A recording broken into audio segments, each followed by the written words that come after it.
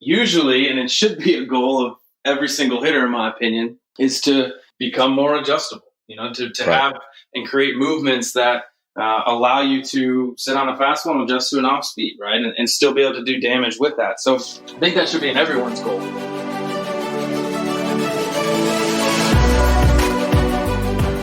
Hello and welcome to Ahead of the Curve. I am Jonathan Gellner, and thank you so much for joining us. This episode is brought to you by Baseball Cloud. Baseball Cloud's revolutionary software platform brings to life the numbers captured by TrackMan and FlightScope. This provides colleges, players, and facility owners around the world a turnkey product, allowing them to analyze their data using key metrics and custom visualizations on one intuitive user interface. Go to baseballcloud.com to find out how you can have your own data analytics department for your program. Data has a story to tell, and Baseball Cloud gives it a voice. On today's show, I welcome Kyle Wilson, minor league hitting coach for the Tampa Bay Rays. Before coaching in the minor leagues, Kyle was a standout at NC State, and he has run the Performance Academy for the last several years, where he focuses on teaching both baseball skills and mental skills. Last season, he was plucked by the Mariners and is now entering his first season with the Rays. On the show, Kyle and I discuss what he has learned over the past year, what hitters' meetings look like, how we can communicate better, how to game plan, and how to use pregame as a way to develop hitters. This episode is so good, and here is Kyle Wilson. Kyle, welcome to the show. Thanks, Jonathan. Thanks for having me, man. Absolutely, and for our listeners, I have gotten the chance to know you a little bit the last year, and truly one of my favorite people in the game. Really, really bright individual, and I think you're an up and coming star if you're not a star already. And you would say, "Oh, thanks, I appreciate that," but truly, truly mean that. But for our listeners who want to get to know you a little bit better and a little bit about your baseball background, what is it, and why did you decide to get into coaching? Yeah, well, first and foremost, I appreciate you bringing that up. And in the last year, it has been, a pleasure to get to know you. I think a mutual friend, and Connor Dawson, introduced us, and what a great individual he was, and appreciate him setting us up with this. So, but in terms of my background, man, I grew up in the Chicagoland area. I played junior college baseball in Texas, and then was fortunate enough to come out to North Carolina. Played at NC State for a couple years, and then again was fortunate enough to get drafted. Where the unfortunateness kind of came in is I went out to spring training, or went out to Arizona, and I played the last month of the season with a stress fracture in my pelvis. And kind of a secondary finding, when they did an MRI, I had 2 herniated discs in my back. So I failed my physical. Pro ball was all over. It was kind of one of those times in my life that I was kind of lost and had no idea what I was going to do. So I came back to North Carolina, got a job in the corporate world, quickly realized that I could not stand sitting behind a desk and had to pursue something else. And really my whole life, man, I like all I ever wanted to do was play baseball. So baseball was kind of that option. So I gave it one more try, went out to Arizona again, did a tryout with San Francisco, ended up picking me up, bypassing the medical. And then I had a couple more injuries, and I was kind of at that crossroads again. And finally, I decided I wanted to get into coaching because, I guess through a lot of self-reflection, I realized that the game of baseball had taught me so much about life and how to overcome adversity, and just the team camaraderie and the friends. And I wanted to get into coaching to mentor kids through the game, which had taught me so much. Oh, definitely. And I think that, when we look at why we got into coaching, I think I've done, probably over 160 conversations. And whenever we ask that question, there's always another coach that had that impact on us, right? And It may have been one, or it may have been several. It may have been the group dynamic, being part of a team. It may have been just baseball has a grip on us, and it's not just baseball itself. Like, insert whatever sport or whatever we decide that we're passionate about, and I think once we get out of it, we miss that impact that it had on us, and a lot of that is our coaches. And so I think especially this time of the year where everyone is getting ramped up and we're all excited, we need to remember that also whenever it's the middle of the season, that it may be going well or it may be not be going well. It's not necessarily all about wins and losses. We all want to win, but it's also about the relationships and everything that we have on a daily basis. Because I think that whenever, especially when we get tired or we get down, or it's a grind at times. I mean, know that last year was your first season in pro ball as a coach and you played.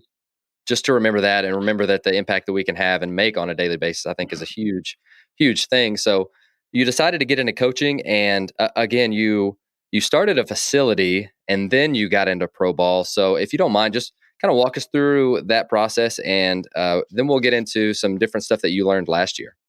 Yeah, absolutely. So I, again, wanting to give back to the game that had given so much to me, I had an opportunity to help start a baseball facility here in North Carolina. Did that for about 6 years, and so rewarding in the sense that I was really working with anywhere from 5-year-olds to 25-year-olds. And I had a big age gap.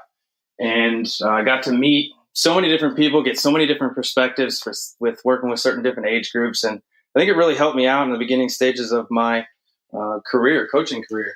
We decided to start some teams. And then really the goal of starting these teams was to try to impact young men and turn them into young men and teach them, life lessons through the game of baseball. And that's really where kind of my passion lies. I'm on the hitting side right now, but I think why I truly enjoy coaching is just purely, being able to impact and see the development of, kids turn into young men and learn things through this beautiful game. I love it. So last year was your first year in pro ball, and I'm about to experience that myself. And so this is a question that I think I've asked every single person that went through this last year. We see a wave of guys coming, and you weren't from outside the game, but you didn't jump right into pro ball as a coach. And so I've tried to reach out to every single person that I had on the podcast and friends from last year of, hey, what did you learn? And what do you wish you had known going into it? So you get this job, you go through it for a year. You guys were really good. You had a really good team, and you obviously made a very, very large impact. But if you're dissecting what you did last year and you're like, man, I wish that last year at this time, Kyle would have known this, what would that be? Great question. I think going into it, in the private sector, if you will, the majority of the clients, they're coming in, kind of with their guard down, and they're handing you money, and they're expecting you to, kind of revamp, give them confidence and change the way they're currently playing the game. Well, when you get into pro ball, it's a little bit different. You are, quote unquote, assigned to their coach, and they're coming from all walks of life, all different backgrounds, with multiple different hitting coaches in their life currently.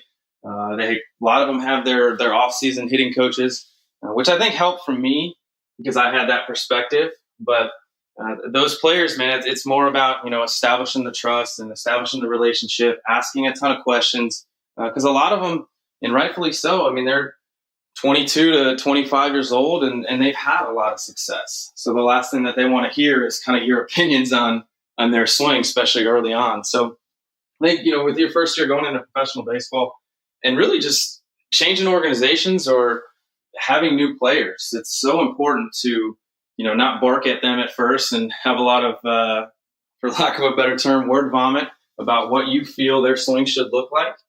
You got to get to know them first. And I think that was something that kind of hit me in the face right away. And then I realized, fortunately I had some good people in my corner that kind of gave me that advice, but those were that was really, really, two different, ways, right? So the private sector, they have their guard down. In professional baseball, they have their guard up, and you got to figure out a way to kind of get through that to help them if they need it.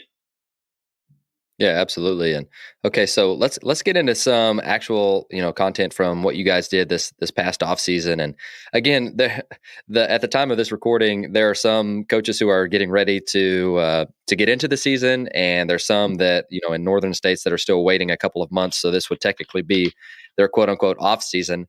But as far as from a hitting perspective, and just from an offensive side, what are some of the main goals for the offseason? And we talked about who you're really talking to as far as the listeners go. But what were kind of your main goals whenever you got done, whenever you decompressed, whenever you maybe took a week or two off, maybe not, maybe you jumped right into it. But what were some of the main goals, and what should they be for the off season when getting ready for the in season?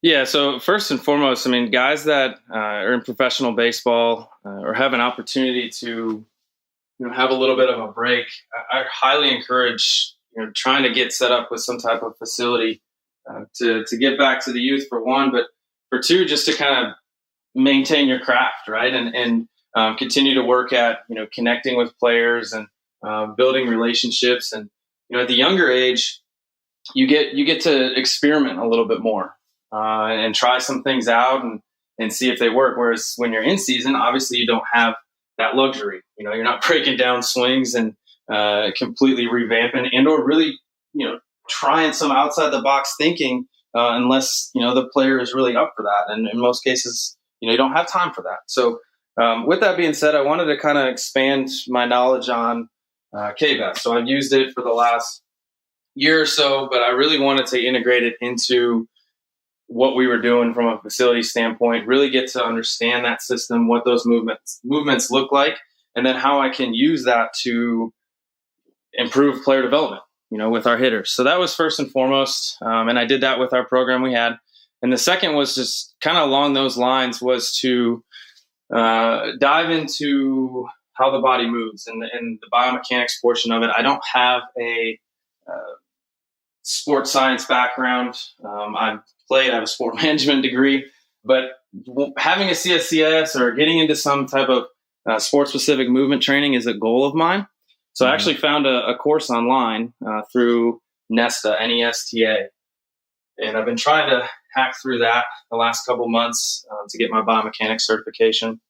And it's really just to understand how the body moves more efficiently, and get to know, exactly when you're talking to some of these biomechanists, exactly what they're talking about. And then be able to take that, high intense language or words and break it down to very simple and complex things that I can deliver to our players. So those two were huge. And then from the facility standpoint, man, I like being a year away. I had a lot of outside perspectives. I wanted to bring in more of a hitting platform for us, or a common language for us to deliver to our players. So it didn't really matter exactly, who was giving lessons or who was coaching a certain team. Like, we had kind of our philosophy and our language that made it easier for players to not get confused and to continue to develop. So I've spent a lot of time with our coaches. I went out to the On-Base Youth seminar in Boston early on, just to kind of understand what they were teaching, understand their movement screens, so we can implement that in a facility standpoint. So I've been pretty busy in the last 4 months, but I truly, truly love this. And I think if I try to take too much time off, I'd be going crazy. Oh, absolutely. And so another thing that I've never run a facility. And so I've only a couple of times in my career have had guys for the first time, and you may have a guy for the first time every day of the week that comes in. Like hopefully, I mean, I think that's a great business model. You keep getting guys in every single day. But let's say that my son is 16 years old and he comes to you, which obviously I would send him your way if you were close. But I'd say, hey, Kyle, my son is coming in for the first time. What are some of the different things that you do for players who do that? Like, again, he's let's say he's a teenager, he's in high school. And so what does the first day look like for that age of, or that group of players? And what do you kind of go through? Yeah. So I used to, when I first started, it would just be a basic, set up a lesson and come on in, and we kind of talk through it there. now, through experience and learning kind of what works more, I set up evaluations, and they come in. It's an hour evaluation, and we're sitting down first and foremost, and I'm asking a bunch of questions about what that player's goals are. Where they want to be, what they've done, what they think they can improve upon, what they think they do well. And really, for those kids that are 15 and 16 years old, it's kind of the first time that they're sitting down with a coach and having to articulate, kind of the way things have been, and not have their mom or dad, kind of tell you exactly the way things have been. So we do that first and foremost, and that just gives me an opportunity to kind of get to know them. And then from there, I do a movement screen on them. Then I test them with a K-vest, and I have cameras on the side and behind catcher view. I have hit tracks, I have blast, I have it all, right? And then after I get the evaluation done, I sit down with them again. And you can tell this is a kind of a lengthy process, but I sit down with them again and kind of explain everything on the fly. What the K-vest is, what it's testing, what certain things are. I go over maybe some movements or some things that they can improve upon. Do a video analysis with them, let them know, again, what things they can improve upon. And then from there, I set up a program for them. And that program is usually, I got to see you at least once a week, through this off season. And I think sometimes in the private sector, especially, a lot of players think they can come in, once a month or every other week and they're fixed. And I just hate that mentality. I hate the one-stop shop or one lesson and I'm good. This game is extremely hard, and it takes time to really develop certain movements and to continue to progress and get better. So if your son was 16, he was coming in, he'd go through a pretty lengthy process, but I can guarantee you he would get all the attention, that he needed, and we'd put together a pretty good development plan for him.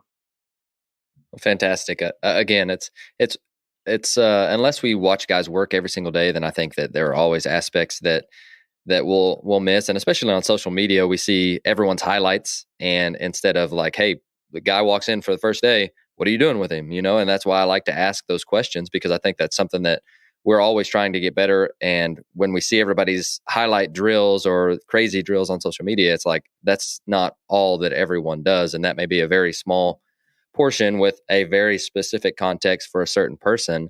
But another thing that there was somebody that asked online this last week before the ABCA started about what was, like, in one word, describe what's most important in the swing. And for me, it's timing and adjustability. Like, that's two, which I guess that I would have failed that test. But I love to talk about training adjustability, because I think that it's something that we can train. So what are some different ways that you guys do that? And again, in the time that we're in, we're getting ready and we're on ramping for the season and getting ready to take swings in games, which are the ones that matter. And so how do we set up an environment to train adjustability in the swing? Yeah, absolutely. So I'll just start with the beginning of the offseason. If that's, and that is usually, and it should be a goal of every single hitter, in my opinion, is to, become more adjustable. To right. have and create movements that allow you to sit on a fastball and adjust to an off speed, right? And still be able to do damage with that. So I think that should be in everyone's goal. But I think first it starts with just becoming more efficient in terms of how you move. If you are not, in my opinion, if you are not balanced through your move, it becomes really hard to control and adjust and to stay back and to do damage when you are fooled. And to me, that's the name of the game, because obviously the pitcher is the one that's in control, and he is the one that is trying to, or his main goal is trying to get you off balance. And as hitters, we are going to get off balance. So if we can improve upon that, obviously we're going to become, in theory, better hitters. So I think first and foremost, it starts with just becoming more efficient movers, having good balance. But, I think you might have posted this. It might have been a ladder drill, but that go drill is fantastic. Randomizing your front toss is huge. Throwing fastballs and then mixing a changeup in here or there, playing game type situations. So they're starting to think about counts and way certain pitchers might be attacking them. Use that a lot, especially, as we get like you said, closer to the season with most of these guys. There's multiple drills you can do. Twitter's a great resource. Outside tee, and then you're flipping an inside toss to them where they're having to adjust. We call it the two-headed monster. You can get two if you're fortunate enough to have two hack attacks and you got fastballs and curveballs. You're dropping them in and it's completely random. And then, obviously random BP. And then, believe it or not, this year I had one guy, I won't say his name, but he was struggling hitting off-speed pitches, and especially on the curveball. And he would go to attack curveballs and he would kind of completely come up and didn't trust himself to continue to move forward through that move. And I put him in, bad positions, and had him, kind of work through the baseball a little bit more. So you can put your guys, in my opinion, you can put your guys in some difficult positions or adjustable, call it off balance positions, and train that way too. I think that's can be very, very valuable. Definitely. And so whenever you're talking, again, it's kind of hard to explain in audio, and I'm sure you could easily do it with a video. But when you're saying you had a player that was coming up, like front leg, like hip extension, front leg, really, really straight or braced, and he didn't trust his body enough to not get into that early. 100%. He was getting down to what we call a pretty good 50-50 position, and he was down, timing the fastball, and you see a curveball, and you try to early hip extension, you try to elevate the baseball with his body, get kind of stuck back or kind of move backwards instead of just trusting himself to kind of go forward and through that baseball. So that's exactly what he was doing. Okay. I heard you, and I thought that I think that I was with you, but I wanted to try and just to make sure, and especially if the listeners, because sometimes they're listening at 1.5 speed and they're like, oh shoot, what did he just say? So perfect. I love that. And again, I think that adjustability is paramount, especially this time of year. And if you're not training it, and if you're not having to help them make decisions, I think that's another big thing that we need to be helping them with, because if they're better decision makers, if they're swinging at strikes and letting balls go, or if they're obviously unloading on hanging curveballs this time of year, then they're going to be okay. But that's this last year, those were two things that I really wanted to make sure that we were good at. I think that in the past I had been too heavy on drill work and training the swing. And this year I really wanted to focus on environment and helping them to understand, one, how their body works through drill work early on, but also having them be able to adjust their body for adjustability and also make better decisions. So is there anything on the decision training end that we can steal from you? I think you're 100% right. We do need to facilitate environments that are, close to game-like. I think too many times we get into BP and we've got someone that throws really, really good BP and he's just, filtering balls right down the middle of the plate, and that's not realistic. So we need to mix in different pitches, and not only different pitches, but we need to mix in thrown balls. And I think we can award or chart decision makings in practice, especially if you have a student manager or an intern or an extra hitting coach or whatever that can chart those things. And we did that this year, and saw a lot of results in it. We rewarded good decisions in terms of you heard me say it a lot in BP when players would take pitches that weren't strikes or they were kind of on that edge zone and not something they could do damage on. I said good, and I applauded that. So I think we can learn to reward guys for taking good pitches. One thing I saw in spring training, which was awesome, is we had a curveball machine set up, and it was just flipping curveballs right over the middle of the plate. We had one of our players come and say, hey, adjust that a little bit. I want to see balls. I want to see sliders that are, in the dirt that I have a tendency to chase. So I think in practice, we flip up things that we want to see our kids hit and swing. We don't purposely put pitches that are out of the zone to allow them to take pitches and to work on that decision reaction. So I do that every day with all my guys. No, and I think that's very eloquent, but it's also very simple. It's make them make decisions every day. And another thing that I really like to do, I mean, it's a battle. Like pitchers are really freaking good. And so every time we step into the box, it's a competition. And I mean, it's mano a mano, best man wins. If he gets you out, no matter if he throws 62 or 102, I mean, that's his job. And so I love putting a competition element on that. I think the kids love it. Are there any competitions that you like? Or, I mean, again, this could be facility side or just something fun that you guys did, something you track or just whatever. Or you're just like, hey, line drives to the back of the net today, or hey, we're going to go dirty from 30 feet and I'm going to mix and we'll see how many times I can get you out before you get a hit, or, whatever it is. But I love competing. I love getting that heightened awareness. And I think that only makes them better. But I'm also always wanting to add some different arrows to the quiver as far as those go. But what are some different competitions that you like? Yeah, I don't think we do enough competing in practice. I don't think that when we're in individual lessons or we're in a team setting, in an indoor setting, I don't think we compete enough. And I think kids are more worried about their swing mechanics instead of getting into the box and competing. So from a facility standpoint, we're fortunate enough to have a couple hit tracks. We have some high school guys that come in pretty early that are on our teams, and they're college commits, and it's pretty cool, man. They set up the hack attack machine and they play the quality of bat game, and they're challenging each other and going after it. And we've seen some huge results, and they're doing it on their own, and we don't have to kind of be around them, and we kind of give them their freedom to compete, have some fun, and it's amazing how much they've gotten better. From a pro side this year, about halfway through the season, I created a competition. And what we did was we graded every single one of their BP rounds, and I had certain deliberate tasks for them to achieve to get a point, be it a low-level line drive, be it a backspin ball to the gap, be it a line drive at the batter's eye, be it a simple, get them over, get them in, old school BP rounds. And we would chart those, and I would post them every single day or the next day so they can kind of see where they were at. And it was a continual percentage. And then we started adding in even quality at bats.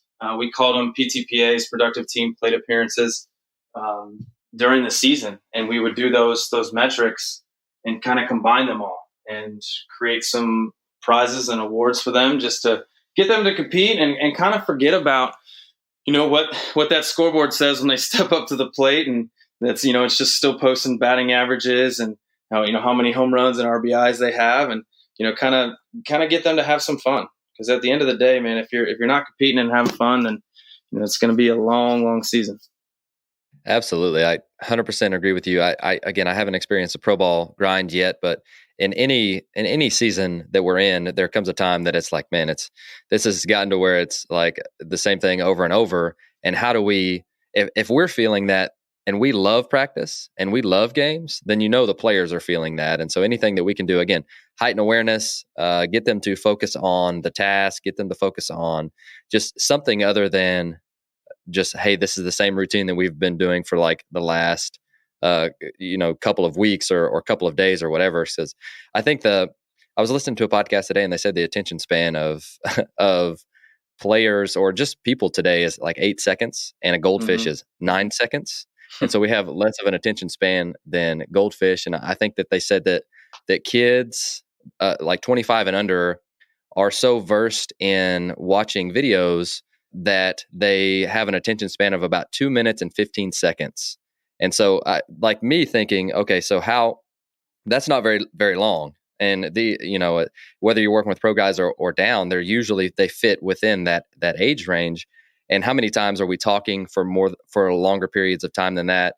How many drills have we done back to back or back to back to back to back days? And again, it's if they're turning it off, if they're turning off their brain to what they're focusing on, they're not getting any better. They're getting into autopilot. And so don't switch things up if, just for the sake of doing that, if it's something just crazy, but also find ways to tweak it. And I think adding a competition like to BP, like you said, I think that's just something that they can focus on rather than just, oh, this is BP for the 100th day in a row, And so and it's randomized. It's randomized, right? So sorry, I didn't mean to cut you off, but it's randomized.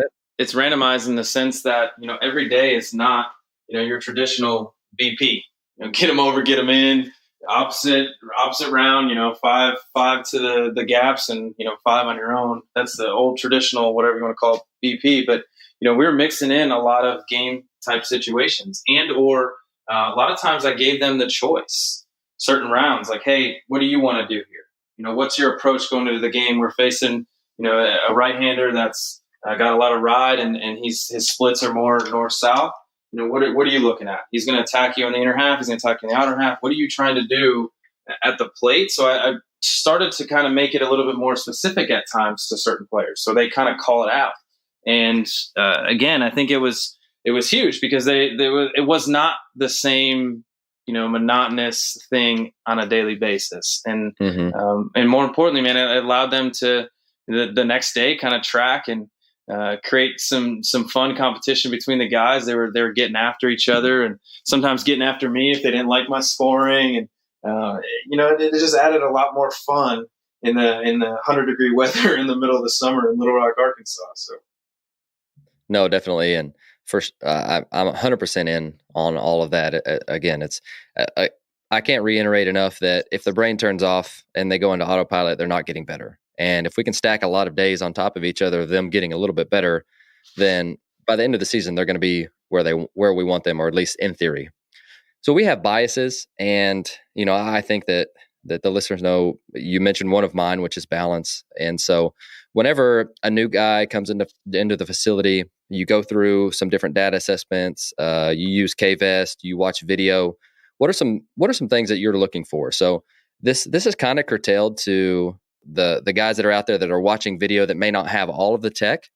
And so you're looking for a couple of things maybe, or just something that starts that can clean up some other things, or just whatever your process is. But for those listening who may need help with watching video or are curious on what you're looking for whenever you're watching it, what are some different things that you're trying to pay attention to? Yeah. So again, everybody has their biases. And like you said, I'm a huge balance guy. And I think the lower half is the most important part in the swing. And it's where I start every time. So if you're sitting down with me and we're going over a quick video analysis, I'm not even really looking at your upper body to start. I'm kind of just focusing on everything from the waist down and how well you maintain the ground. What happens when you start your negative move, right? When you start your load, are you swaying big time? Is your back knee kind of getting outside your back foot, or are you maintaining good angles with that backside and loading into your rear hip? Are you getting, as you start to move forward, are you landing in a 50-50 or balanced centered position that looks pretty strong and athletic? Do you have a pretty strong, firm front side? As you start your rotation, are you maintaining the ground? Again, I think the lower half is kind of sets up everything else that works with our hand path. If we're solely concentrated on our upper body, I think a lot of times we create swings that have a more tendency to pull off the baseball and not have good direction through contact. So I think if we have a good lower half, man, we set up ourselves for success on the upper half. Oh, fantastic.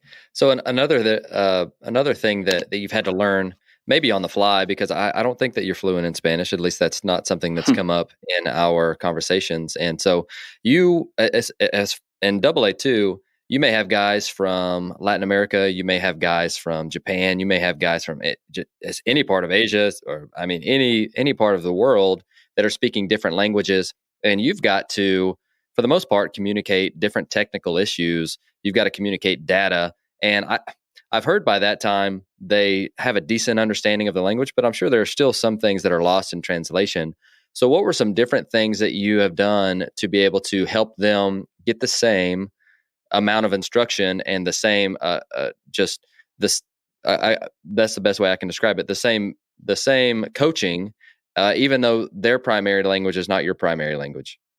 Yeah, and honestly, I didn't have much interaction with guys that really had trouble speaking English, and I certainly want to learn that language. I actually got Rosetta Stone and I've spent some time kind of diving through that app. And I was fortunate enough this fall to go to the DR for about a week and spend some time with them. And Google Translator is awesome, but honestly, man, those kids are so smart. And what's amazing to me is that you don't have to really speak. They like, if you demonstrate and show and just like the power of kind of letting them figure it out on their own through just drill demonstrations, I think has a lot of power to it. I think too many times if we can speak to them, we want to speak to them too much and tell them too much to where they're kind of getting locked up. So, I haven't had that much experience. I'm willing to learn. If I had certainly had a player that couldn't, speak the language, then I would sit down with them and go through Google Translator, and we would work with each other to. I would help him with English, and he would help me with Spanish. And I would embrace that opportunity, but I just haven't run across it yet, and I'm trying to become as knowledgeable as I can in learning Spanish, but haven't really come across many players yet. Cool. I love that. And again, it's a fantastic answer.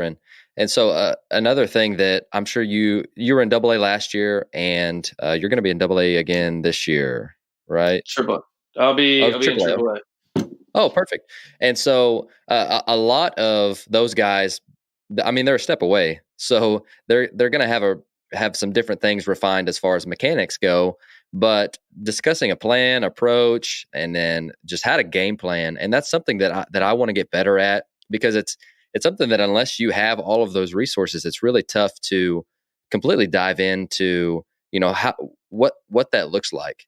And so what does that look like for you, and what's some different advice that you could give me or give the listeners on how to plan, how to have an approach? And when I say approach, it's like, what is your plan against this guy? It's not like, okay, there's a runner at second, how do we hit a backside ground ball to get him to third, right? And so just having a plan, and what does that look like for you? Yeah, so we and every player is different. And I think that's important to understand is, some players want to know what that pitcher's splits are. When they're ahead in the count, they're behind the count's neutral. They want to know everything.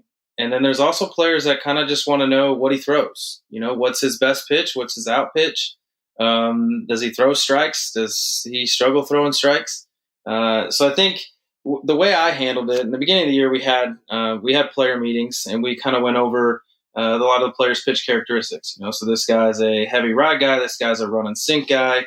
This guy has, a bullet slider. This guy has a cement mixer slider. This guy has a 12-6 curveball. I mean, we just kind of went over the basic pitch characteristics, and then maybe some findings that, kind of jumped out to me. Be it, this guy, when he gets to two strikes, he's 60-70% sliders. He starts, a lot of batters out with fastballs in the inner half of the plate, whatever it might be. We kind of was really, really broad with it. And then I left it open for certain players as I got to know them in terms of what extra additional information they wanted. So I think it becomes more player specific, but I think there also is that broad topic that you need to bring up with your team about how our 9 guys that are in the lineup tonight going to defeat this one guy on the mound. Spend a lot of time about, the ability to kind of control the zone and get this, facing a really, really good pitcher, get this pitcher out by the 5th inning. And sometimes that meant we had to, be a little bit more patient. So we always had a team goal in there, but in terms of how deep we got into it, was more kind of player specific in terms of what they wanted. No, I think that makes a ton of sense. And by that level, there's some players who probably don't know what they want, and there's some players who probably are like, hey, I just want this against that guy, which is basically what you said earlier. So I'm just repeating what you said. But another thing is, as I think that's part of the next question that I'm going to ask, but individualizing development within the team setting, like that's something that it's really hard to do. And it's, especially with guys coming in and out, or with high school coaches who have 20 guys and they may have 1 or maybe 2 hitting coaches, and just trying to make sure that they're getting better and better and better every single day. But what would your advice be to someone who wants to do a better job of that?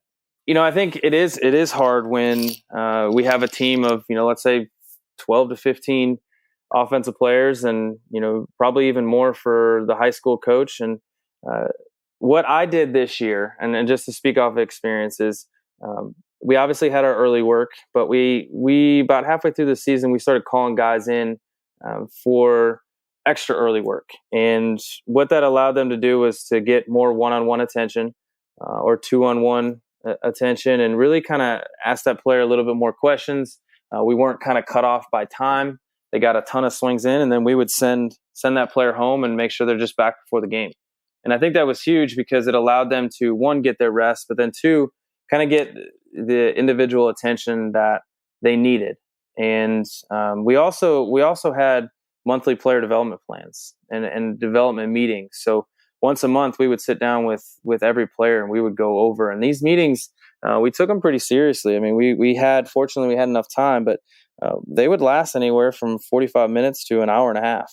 And we talked about anything and everything. So setting aside some time, be it one or two players, be it 15 to 20 minutes, and constantly meeting with your guys to discuss kind of what's going on, and having check-ins with them is crucial. I think sometimes we just get lost in the mix of the grind of the season, and we forget to connect with our players. So I would encourage everybody to create a schedule and create a player development plan and time once a month at least, where you're sitting down with your guys and you're kind of going over a roadmap of how we're going to develop, and then let them take it upon themselves, and then when you meet them in that following month and they're not doing what they're supposed to do, you can let them know.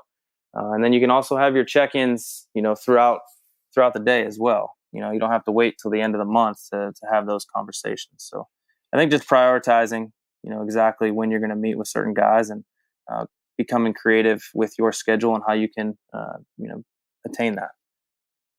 So you're putting a lot of onus on them and really letting them lead the conversation, and you're just helping guide them.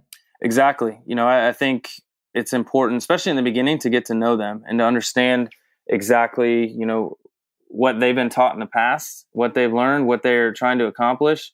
And then from there, create some plans. But a lot of times I think it's so much better when it's more player directed, and really coach guided. You kind of give them your input, but ultimately let them, basically feel like they're making that decision in terms of this is how they want to, improve or progress.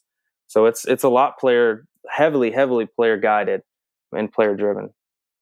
I love that. And I'm sure that they do too. And again, that's something that at the end of the day, Kyle, you're not taking any swings. I'm not taking any swings. And so getting them to buy into that, and they may have you for a couple of months, they may have you for a year, maybe 2 years, but at the end of at the end of their career, they're going to have a lot of different hitting coaches. And so getting them to buy in on what, on their own career, I think is truly, truly important. At least, that's my opinion. And it feels like you share that as well. But something else that I love to ask coaches is about their own learning and just some different things personally about themselves. But you mentioned the class earlier, or the biomechanics class. You mentioned K-Vest. And so obviously you're trying to learn as much as you can in the short off season that we have. But what's something that you've learned lately that's gotten you really excited? Well, we just finished up going to the ABCA convention out in Nashville, and that was this past weekend. So my brain is pretty fried in terms of the amount of things that I have learned. But recently, I think it's Burtech came out with a force plate kind of certification or introduction. I believe Justin Stone did it. And it was cool to learn about, that technology. I unfortunately haven't had the opportunity to really dive into that yet. And if I could, I would, but it's really, really intriguing to me. And earlier I mentioned, how important I feel the lower half is and the ability to hold the ground. And there's no better way to really prove that from an objective standpoint than, obviously the force plate stuff. So that class, I highly encourage listeners to go check that out. It's completely free, but just learning about that technology and what the different force vectors and how they can work to improve a player's power, and not only that, but consistency and efficiency, kind of transferring energy from the ground all the way up through their chain. So that's been huge. And then honestly, I'm reading a book right now called Peak, and it's by Andres Eriksson, and the power of deliberate practice. I've always believed in deliberate practice, but this basically, I'm about, maybe 40, 50 pages in, and it's phenomenal in terms of the studies that they've done and how important deliberate practice is. And just real quick, I'll throw this in here. Traditional practice, I guess, has always been what this book states is really just all about like completely fulfilling your potential. Whereas deliberate practice is not about fulfilling your potential, but constantly building on your potential. And that's kind of what I've gotten out of the first 50 pages of this book. And it's a great read so far. So I highly recommend it. Well, fantastic.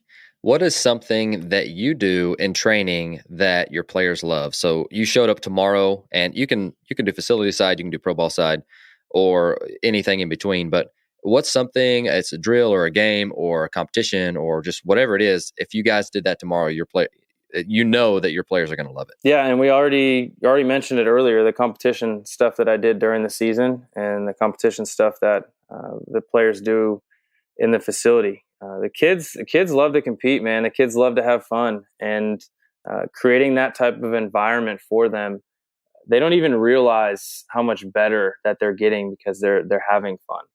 So they love to compete, love to have fun, and I'm a firm believer in it, and I'm going to implement it anywhere I go, and kind of try to be as creative as I can throughout the year to constantly change that competition, so it doesn't ever become monotonous. It doesn't ever become boring, and it makes this thing fun, and it's supposed to be fun.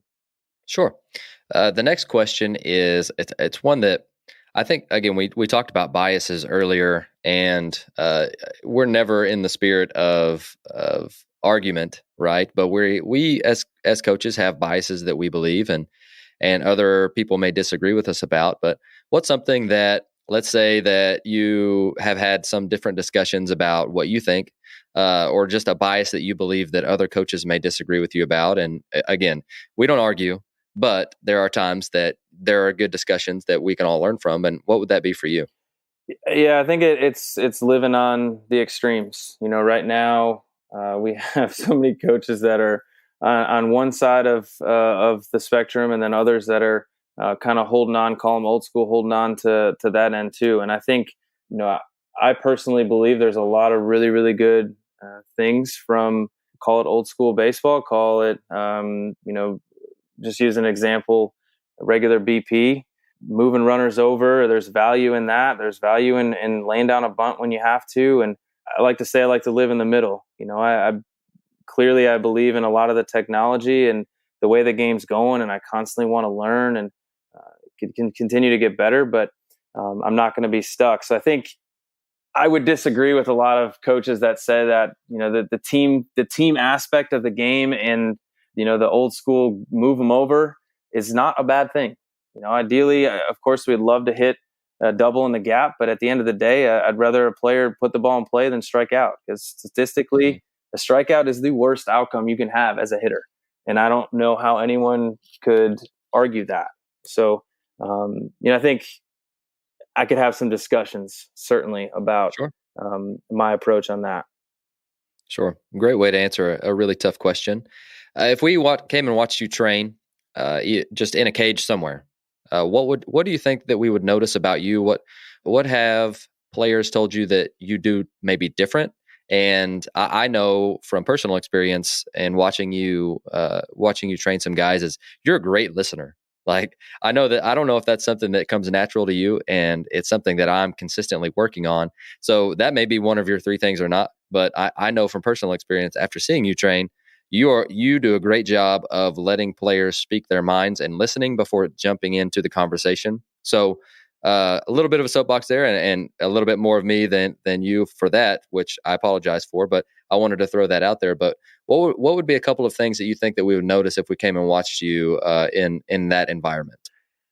I think if you would have watched me 4 or 5 years ago, you probably would have, had a different opinion on that. But not a lot of word vomit. I'm not going to constantly internal cue certain guys. At times I do believe in internal cueing. I think it is important, but especially before a game, I think you gotta create an environment that allows players to kind of speak their mind and, not constantly be attacking them.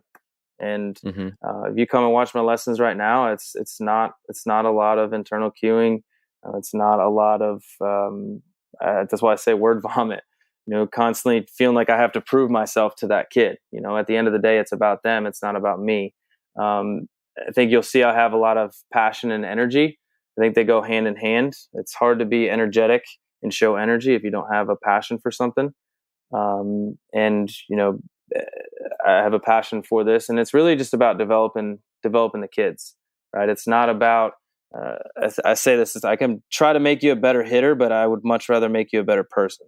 And I think they'll see that I'm passionate for developing them. I talk to a lot of my hitters about things in life or other parts of the game as opposed to just hitting. And I think they appreciate that. I think they feel comfortable with, explaining certain things or sharing certain things with me that they may not feel comfortable with other people, even sometimes their parents. And then the last one is you did kind of allude to it. I do like to ask questions and I like to listen.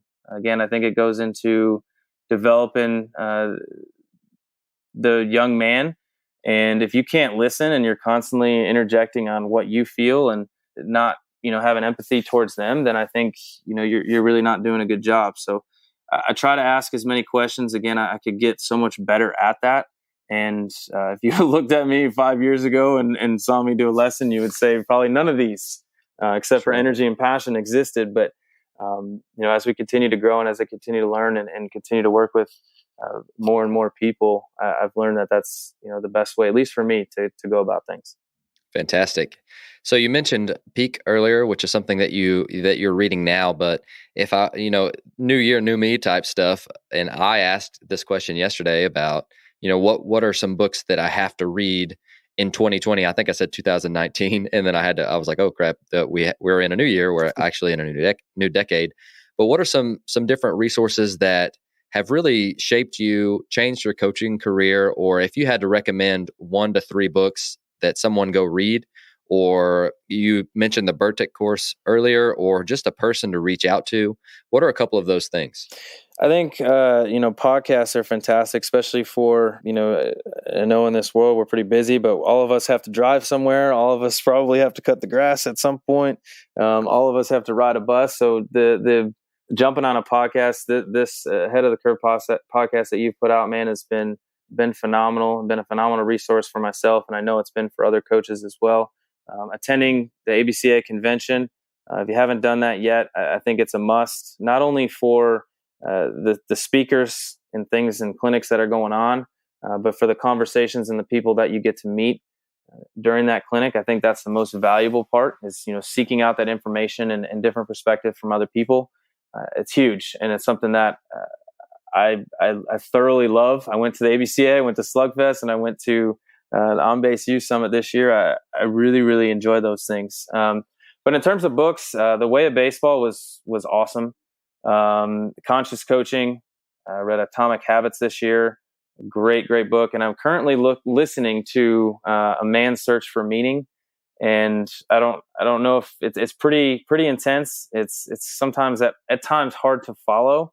But it talks about a man's daily struggles in concentration camp and the mental state of all the inmates as they're going through that. And it's really interesting to kind of hear the perspective. And the author he's a psychologist, and he has a philosophy that and really believes that a man's deepest desire is to find meaning in what they do and in their life. And he feels like they do that through work, through love, and through suffering. So it's really, really in depth, but it's a really, really good book that you could, probably have to take in, 10, 15 minutes at a time and sit back and reflect on. But those are some of the things that are at the top of my list for sure. Well, I love it. And final question for today, since, we're in the new year, did you make a New Year's resolution? And if you did, what was it? I did not.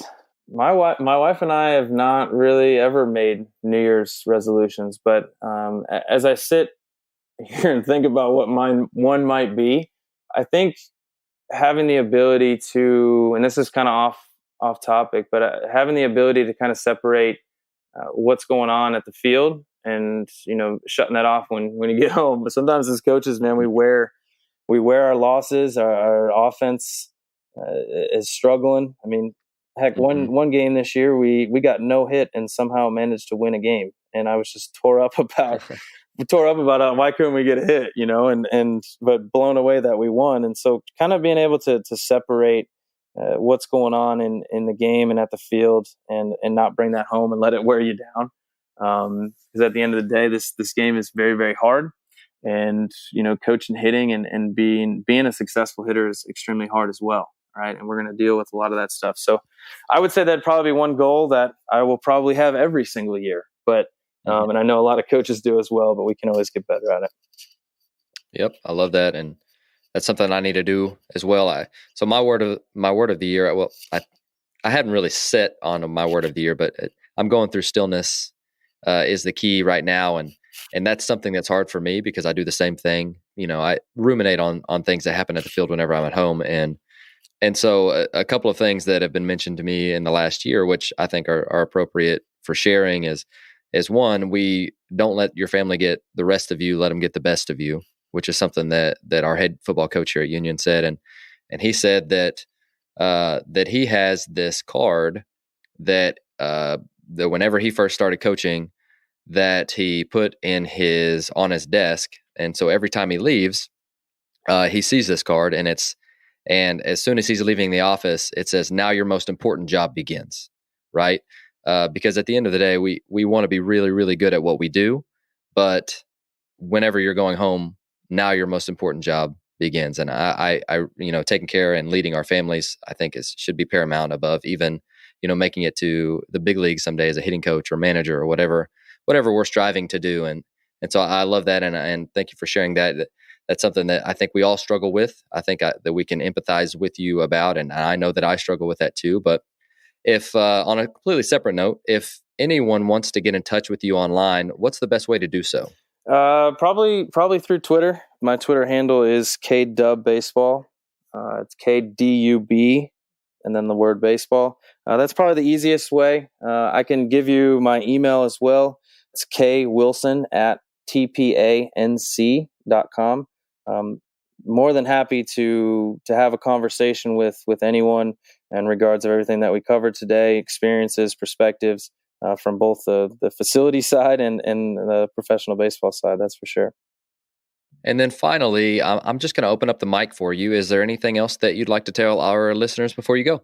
Thank you for the opportunity. Jonathan, thank you for, having me on, what you've done with this podcast and how much you've grown it and how much you've given back to the coaching community just in providing, this service for us to listen and grow has been huge. And I know to the avid listeners, we're all super excited that you kind of get to achieve a dream of yours and get into baseball full time.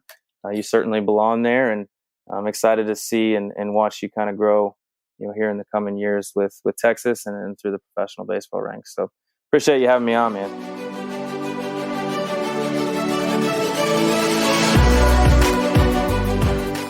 Thank you for listening to Ahead of the Curve. You can subscribe on your favorite podcast platform, which could include Apple Podcasts, Google, Spotify, Stitcher, or YouTube. And if you're enjoying the podcast, please share it on social media to help get the word out. Once again, thank you for joining us.